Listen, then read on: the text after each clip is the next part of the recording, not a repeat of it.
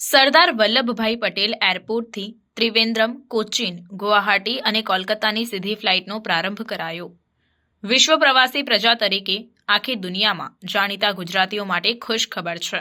હવે અમદાવાદના Sardar Vallabhbhai Patel international airport પરથી સીધા કોચીન, ત્રિવેન્દ્રમ, કોલકાતા અને ગુવાહાટીની મુસાફરી કરી શકો છો. અમદાવાદથી ત્રિવેન્દ્રમ, કોચીન, ગુવાહાટી અને કોલકાતાની સીધી ફ્લાઇટનો પ્રારંભ કરી દેવામાં આવ્યો છે. સરદાર વલ્લભભાઈ પટેલ ઇન્ટરનેશનલ અમદાવાદ એરપોર્ટથી ઇન્ડિગો એરલાઇન્સ દ્વારા વધુ 4 નવી ફ્લાઇટ શરૂ કરવામાં આવી છે.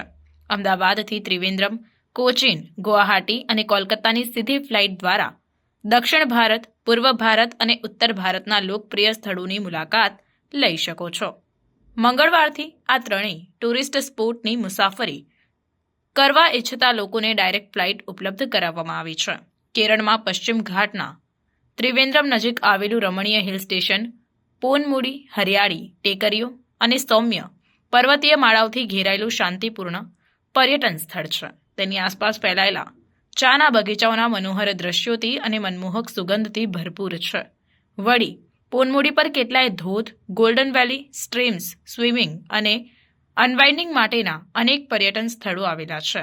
પેપ્પરા વન્યજીવ અભયારણ્યમાં હરણ, પક્ષીઓ અને અવારનવાર ચિત્તાના દર્શન પણ થતા રહે છે.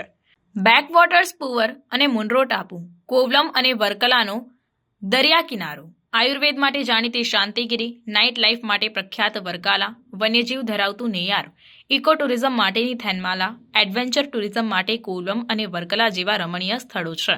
તો વળી તીર્થયાત્રા કરવા ઇચ્છતા શ્રદ્ધાળુઓ માટે પદ્મનાભ સ્વામી મંદિર, કન્યાકુમારી, હેરિટેજ પદ્મનાભપુરમ મહેલ, એલિફન્ટ પાર્ક, કોટ્ટૂર વગેરે જેવા સ્થળોની આપ મુલાકાત લઈ શકો છો.